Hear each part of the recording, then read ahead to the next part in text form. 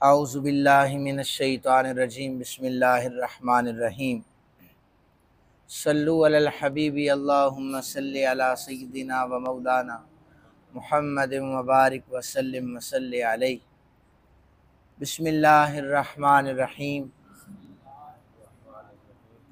वत्लु अलैहिम नबअ अब्नई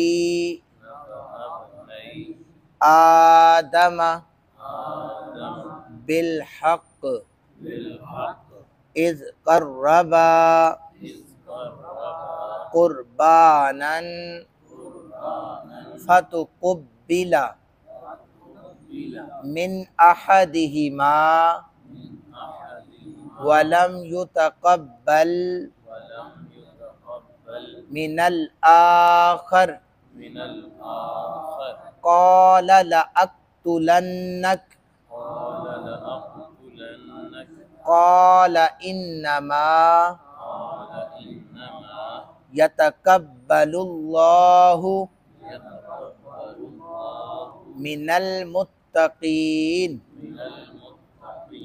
line बसत्ता इलय्या यदका लितक़्तुलनी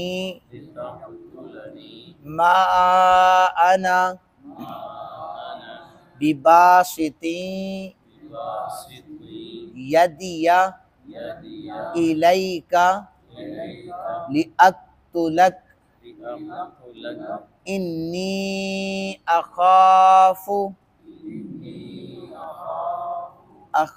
अख़ाफ़ुल्लाह rubble आलमीन। सदक़ल्लाहुल अज़ीम। तर्जुमा समाअत फरमाइए। अल्लाह रब्बुल जलाल इरशाद फरमा रहे हैं, और आप उन पर आदम के दो बेटों की खबर हक़ के साथ तिलावत कीजिए। जब उन दोनों ने कुर्बानी पेश की तो एक की कुर्बानी कबूल की गई और दूसरे की कुर्बानी को रद्द कर दिया गया। उस दूसरे ने कहा कि मैं तुझे ज़रूर कत्ल करूँगा। उसने कहा कि अल्लाह सिर्फ मुत्तकीन लोगों से कबूल करता है, यानी उनकी कुर्बानी को। अगर तूने मुझे कत्ल करने के लिए अपना हाथ मेरी तरफ बढ़ाया तो मैं तुझे कत्ल करने के लिए अपना हाथ तेरी तरफ बढ़ाने वाला नहीं हूँ, क्योंकि मैं अल्लाह से डरता हूँ जो तमाम जहानों का रब है। यहाँ पर अल्लाह ताला एक मिसाल बयान फरमा रहे हैं कि जिस तरह यहूद ने हसद की वजह से नबी अकरम सल्लल्लाहु अलैहि वसल्लम की नबूवत को नहीं माना, आपकी मुखालिफत की, इसी तरह हज़रत आदम अलैहिस्सलाम के दो बेटों, एक का नाम काबील है, एक का नाम हाबील है। काबील ने हसद की वजह से दूसरे बेटे हज़रत हाबील को कत्ल कर दिया। वैसे तो आप सुनते रहते हैं कि काबील ने हाबील को कत्ल किया। सुने आज पूरी रिवायत कि इनकी वजह क्या थी। हसद में इंसान कहाँ तक आगे चला जाता है, बुग़्ज़ में इंसान अंधा हो जाता है, उसे सच भी जो है वो जो है झूठ भी सच नज़र आ रहा होता है। ये सिर्फ एक हसद है, बुग़्ज़ है। आप देखें कि काबील ने ये कौन सा अमल किया। इब्ने अब्बास रदी अल्लाह ताला अन्हुमा आप बयान करते हैं, हज़रत आदम अलैहिस्सलाम के यहाँ जब भी औलाद होती तो एक बच्चा पैदा होता, एक बच्ची पैदा होती। फिर दूसरा हमल होता, उनमें से भी एक बच्चा पैदा होता, एक बच्ची पैदा होती। तो जो पहले हमल वाली बच्ची होती वो दूसरे हमल वाले बच्चे के साथ उसका निकाह हो जाता। इसी तरह जो पहले हमल वाला बच्चा होता उसका दूसरे हमल वाले बच्ची के साथ निकाह हो जाता। इसी तरह जब पैदाइश हुई, काबील पैदा हुआ, साथ एक बच्ची पैदा हुई। दूसरा अमल हुआ तो उसमें हाबील पैदा हुए, साथ एक बच्ची पैदा होगी। मसला ये था कि काबील के साथ पैदा होने वाली बच्ची खूबसूरत थी और हाबील के साथ पैदा होने वाली बच्ची इतनी खूबसूरत नहीं थी। अल्लाह के कानून के तहत तो जनाब हज़रत आदम अलैहिस्सलाम की शरीयत के मुताबिक जनाब हज़रत हाबील का निकाह होना था काबील के साथ पैदा होने वाली बच्ची के साथ, और काबिल का निकाह होना था हाबिल के साथ होने वाली बच्ची के साथ। अब ये थी खूबसूरत, तो काबिल ने कहा कि ये खूबसूरत है जो मेरे साथ पैदा हुई है, इसके साथ निकाह मैं खुद करूँगा। हाबिल जो हज़रत हाबिल थे उन्होंने कहा कि नहीं, ये उसूली और कानूनी तौर पर निकाह मेरा बनता है, ये बेशक खूबसूरत हो, मेरा उसूली तौर पर बनता है तो मैं निकाह इसके साथ करूँगा।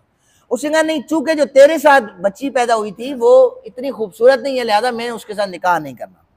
इस वजह से इनकी आपस में बहस और तकरार हो गई। मामला हज़रत आदम अलैहिस्सलाम के सामने पेश किया गया तो जनाब हज़रत आदम अलैहिस्सलाम ने फरमाया, ए मेरे बेटे काबिल, तुम्हारे लिए यह हलाल नहीं है कि तुम अपने साथ पैदा होने वाली बच्ची के साथ निकाह करो। उसने इनकार कर दिया तो हज़रत आदम अलैहिस्सलाम ने फरमाया, ऐसा करो कि तुम एक कुर्बानी को पेश कर दो। मैंने पहले भी अर्ज किया है कि यहूद जो थे, इन्हें किसी किस्म का कोई गुनाह वगैरह होता था तो फौरन से ही अज़ाब हो जाता था। अब हमने कुर्बानी की है बड़े पैमाने पर, पूरी दुनिया में कुर्बानी हुई है, हम में से किसी को नहीं पता कि हमारी कुर्बानी कबूल हुई है या नहीं हुई, ऐसा ही है। लेकिन जो पहले नबियों की उम्मतें होती थी उनके साथ ये होता, जब वो कुर्बानी पेश करते थे तो बाकायदा तौर पर उन्हें सर्टिफिकेट उसी वक्त मिल जाता था कि तेरी कुर्बानी कबूल हुई है या नहीं हुई। हजरत आदम अलैहिस्सलाम ने फरमाया, तुम दोनों कुर्बानी को पेश करो। हजरत हाबील ने एक बकरी जो थी अभी साल की नहीं थी, उसे अल्लाह के रास्ते में कुर्बान किया, फिर सहन में रखा।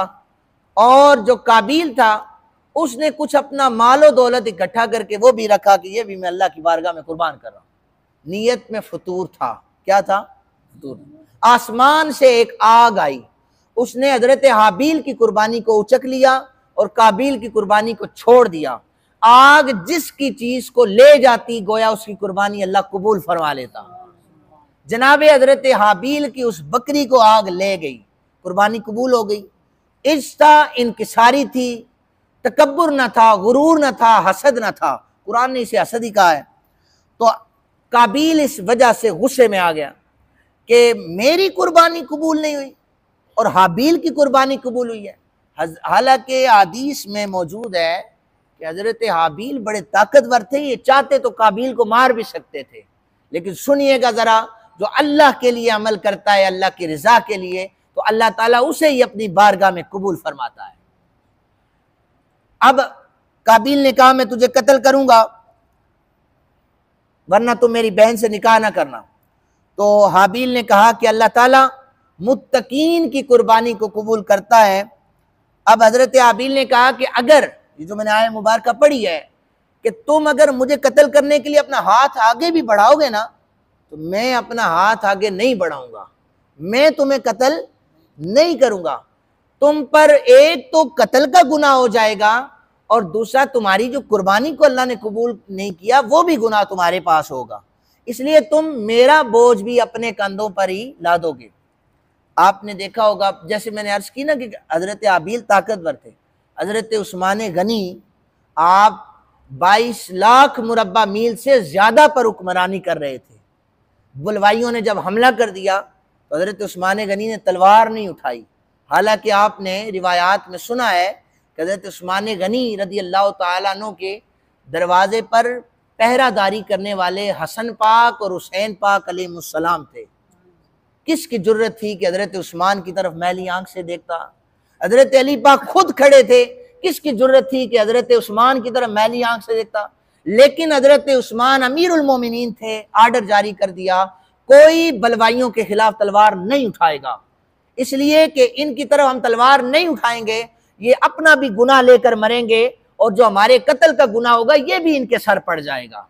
तो यही मसला हजरत हाबील और काबिल का हुआ था। हजरत हाबील ने कहा हम तलवार नहीं उठाएंगे, हजरत उस्मान ने भी तलवार नहीं उठाई। याद रखें कि आज भी इस दुनिया में जब भी कोई कत्ल होता है, जब भी कोई कत्ल होता है तो उसमें गुनाहों में वाफर मिकदार में जो हिस्सा है वो काबिल के हिस्से में लिखा जाता है, इसलिए कि उसने इस बुरे काम की इब्तिदा की थी। और आप लोग भी सुन लें, बुरे कामों की जो इब्तिदा करेगा, जो बुरे काम की इब्तिदा करेगा और जब तक वो बुरा काम जारी रहेगा अल्लाह ताला उसके आमाल में गुनाहों का इजाफा करता रहेगा, इसलिए कि वो बुरे काम की इब्तिदा कर रहा है। बुरा काम चाहे घर में हो, माशरे में हो, किसी जगह पर भी हो।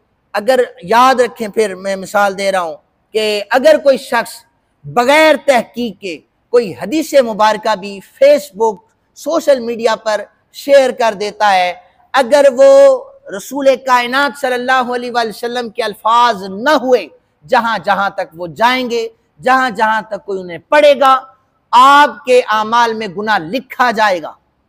इसने ये हरकत की है।